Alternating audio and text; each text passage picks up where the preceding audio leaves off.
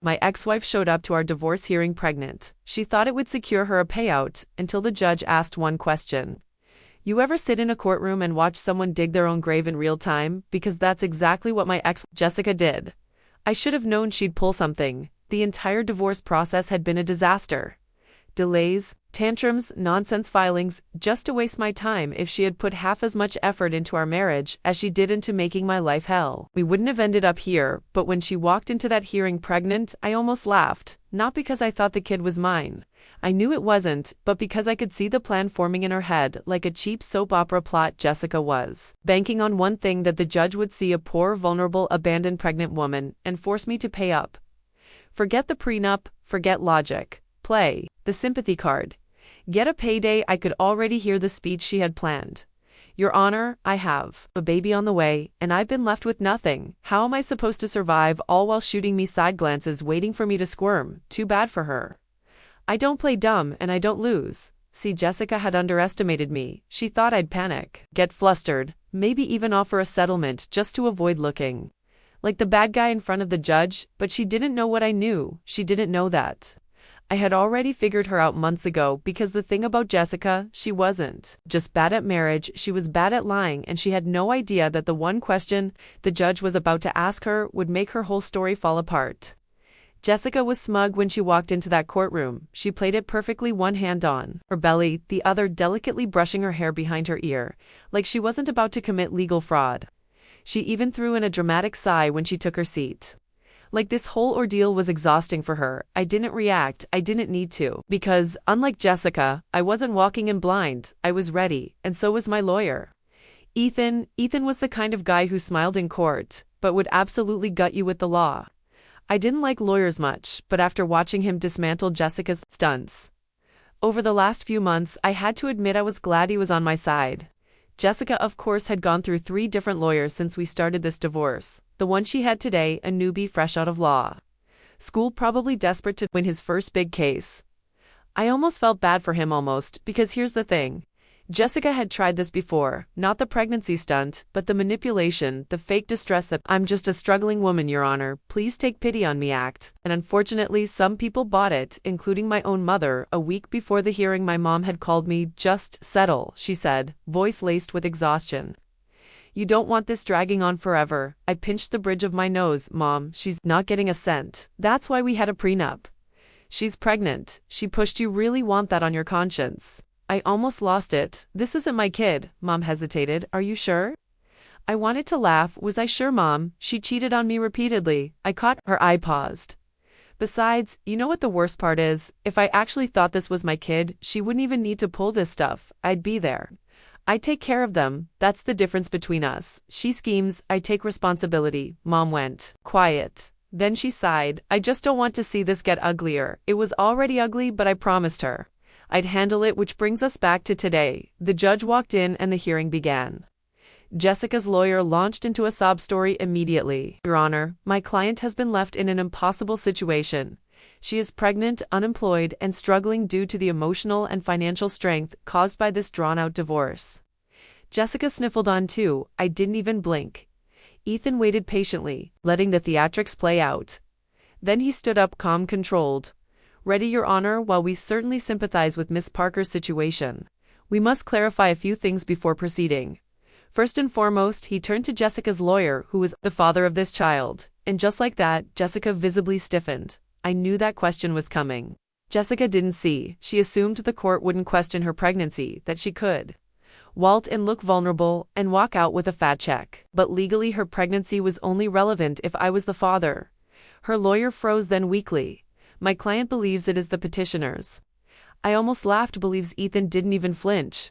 "She believes, so there's no proof." Jessica shifted uncomfortably. The judge's eyes narrowed. "Miss Parker, have you had a paternity test done?" Jessica's mouth opened, closed, opened again, trapped. I mean, I just assumed." "You assumed," the judge repeated, unimpressed. "Miss Parker, is there any evidence to suggest the petitioner is the father?" Her lawyer looked like he wanted to die. Jessica looked pale, and I leaned back in my chair, enjoying the show at this point. Ethan was ready to finish her off. Your Honor, we have strong reason to believe this child is not my client's. He pulled out photos taken 2 months after Jessica and I separated of her on vacation with another man holding hands kissing. Clear proof she had moved on, and then the final nail in the coffin, Ethan slid medical documents across the table. Additionally, we have subpoenaed Miss Parker's recent medical records, which show that her first confirmed pregnancy test was months after she and my client had last been together. Jessica's face crumpled. Her lawyer looked at her, realizing she had never told him any of this. The judge he let out a long sigh and shook his head. Miss Parker, this court does not take kindly to deception, given the evidence. There is no basis for financial support. The prenup stands. You will not be receiving alimony or additional compensation. Boom, Jessica gasped like she had been physically struck. But, Your Honor, this hearing is over. Done. Jessica sat there frozen. The judge's words were still hanging in the air, but I could see it happening in real time. Her brain, scrambling for a way out. This wasn't how she thought today would go in her version of events. She was supposed to cry, look pitiful, and leave with a fat monthly check. Instead, she had been publicly exposed. Her lawyer wasn't even looking at her anymore. He was staring at the floor, probably reevaluating every decision that led him to take this case. Meanwhile, Jessica was gripping the edge of the table like she could somehow hold on to the last shreds of her scheme, and then the tantrum started. Jessica's last desperate attempt. But Your Honor, Jessica blurted out, her voice high-pitched. This isn't fair. I'm about to have a baby, and he just gets to walk away. The judge exhaled sharply, rubbing his temples. He was done. Miss Parker, he said, firmly. This court does not make financial judgments based on emotional appeals. Your pregnancy has no legal bearing on this divorce. Unless paternity is established, which based on the evidence provided, it has not been, but the judge held up a hand. Enough, Jessica snapped. She turned in her chair, whipping her head toward me. You're really going to do this to me, to your own child? There it was, the final gamble, even after being publicly humiliated. She was still trying to plant doubt. The courtroom went silent. Then I smiled, a slow, amused, merciless smile. You really want to do this, Jessica? I leaned forward, voice calm. You want to go on record accusing me of being the father because we can get a court-ordered paternity test right now? Her face twitched. She had nothing. She knew she had nothing, and in that moment, so did everyone else in the room. The judge didn't even bother responding this time. He simply turned to the clerk. The adjourn, done. Jessica had lost everything, but it wasn't over. Yet the hearing was over, but I wasn't done watching her fall apart. I walked out of the courtroom with Ethan beside me, my mom trailing a few steps behind. I half expected Jessica to slink out quietly, but I should have known better. She stormed out. After me, heels clacking, face, red hands shaking. You're a monster, she hissed. You let me sit there humiliated. I turned slowly, looking her up and down. I'm sorry, Jessica, which part humiliated you? The part where you tried to scam the court? Or the part where you realized I was 3 steps ahead? Her jaw clenched. You set me up. No, sweetheart, I smiled again. You set yourself up. I just let you walk into it. She looked like she wanted to throw something at me, but then she tried one last card. She turned. My mom, are you seriously okay with this, with what he did to me?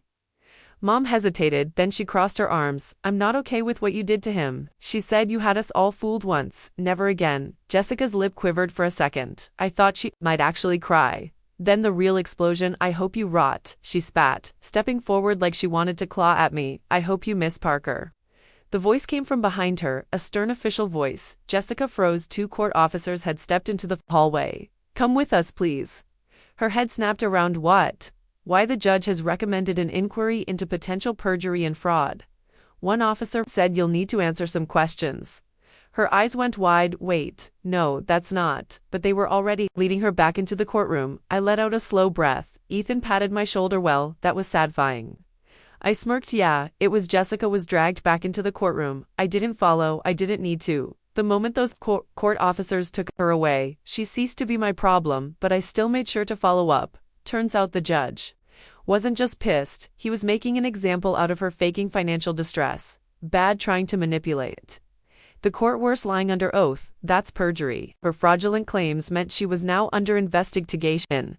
The court didn't just dismiss her plea for alimony, they flagged her case for potential financial fraud. She had manipulated the court. Worse, lying under oath. That's perjury. Her fraudulent claims meant she was now under investigation. The court didn't just dismiss her plea for alimony, they flagged her case for potential financial fraud. She had dug her own grave. Over the next few months, I heard bits and pieces. The judge hit her with fines for wasting the court's time. Her lawyer dropped her immediately. Her attempt to file for government aid denied. Turns out they also require proof of paternity, and the cherry on top, her new boyfriend dumped her apparently. After my lawyer pulled out those vac photos in court, the guy started doing the math. He realized he wasn't the only one she had been with, and suddenly he wasn't so sure he was the father either. I can only imagine that conversation. A few months after the trial, I got a text from an unknown number, Jessica. I hope you're happy. I stared at it for a second, then typed back, I am. Thanks for asking. Then I blocked the number. I didn't need to hear from her again. She had spent years trying to manipulate, control, and milk me for everything I had, but now she was alone, and for the first time in a long time, I was free.